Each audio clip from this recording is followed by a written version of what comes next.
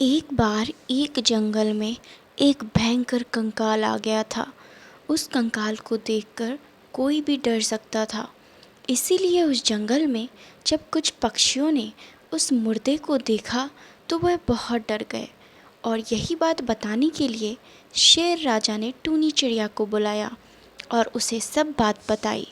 टूनी बहुत ज़्यादा ही घबरा गई थी, क्योंकि उसके अंडे अभी अभी आने ही वाले थे, जिसमें से नन्हे बच्चों को पता भी नहीं था कि जंगल में कितना बड़ा खतरा मंडरा रहा है। वो बहुत डर गई और डर के मारे उसने सारे जानवरों को भी यह बताया कि कैसे वो जानवर धीरे धीरे जंगल में बढ़ता ही जा रहा है, बढ़ता ही जा रहा है और रुक ही नहीं रहा है। एक दिन तो टूनी चिड़िया ने देखा कि वो धीरे धीरे उनके जंगल में उनके घोंसलों की तरफ ही आ रहा है। टूनी चिड़िया बहुत ज़्यादा ही डर गई और इसीलिए उसने बहुत सारे पक्षियों की एक मीटिंग बुलाई।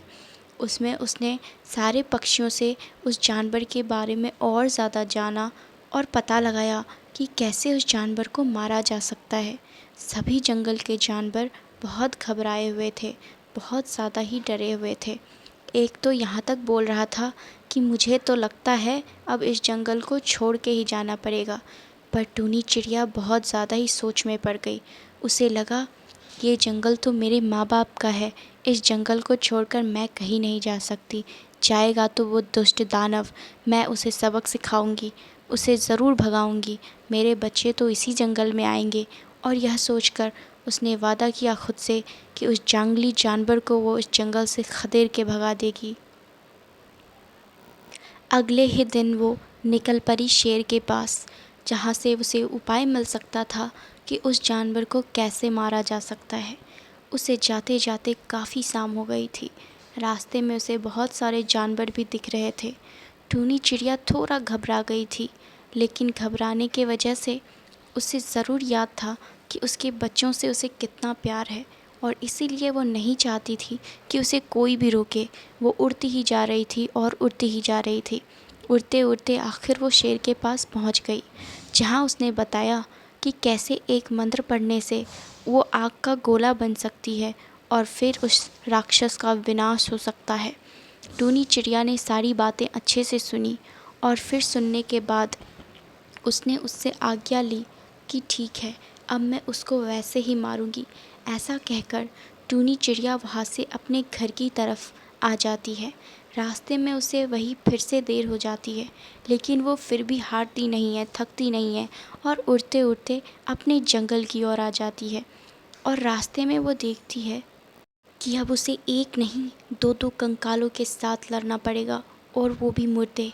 टूनी चिड़िया घबरा गई, क्योंकि वो कंकाल गड्ढा खोद रहे थे, क्योंकि उन्होंने ये सोचा था कि जंगल के जानवरों को मार मार के उसी में डालना है।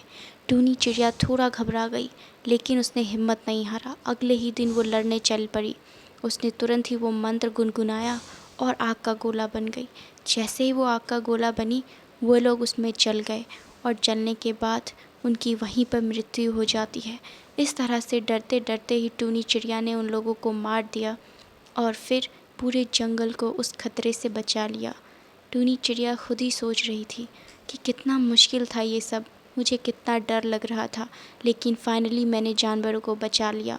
और इसीलिए अब जंगल के सभी जानवर बहुत ज़्यादा ही खुश थे और आपस में बात कर रहे थे कि टूनी चिड़िया कितनी बहादुर है, उसके होते हुए उस जंगल में कुछ भी नहीं हो सकता, और सभी को टूनी चिड़िया का स्वागत करना चाहिए। ऐसा सभी जानवर आपस में बात कर रहे थे। टूनी चिड़िया का स्वागत करने के लिए उन्होंने बहुत बड़े खाने का निमंत्रण भी दिया। टूनी चिड़िया वहाँ पर गई और उसने खाना भी खाया। दावत में भी सभी चिड़िया उसकी तारीफ़ करते नहीं थक रहे थे, क्योंकि उसने इतना बड़ा ख़तरा को अकेले टाल दिया। ये बात देखकर दूर पिकनिक पे गए मिट्ठू राजा ने भी ये बात जब जानी तो उसे बहुत अच्छा लगा। उसने ये बात अपनी बीवी को बताया, और उसने यह सुनकर उसकी बहुत तारीफ़ की। तो that's all for today now guys. Thanks for watching. Thank you.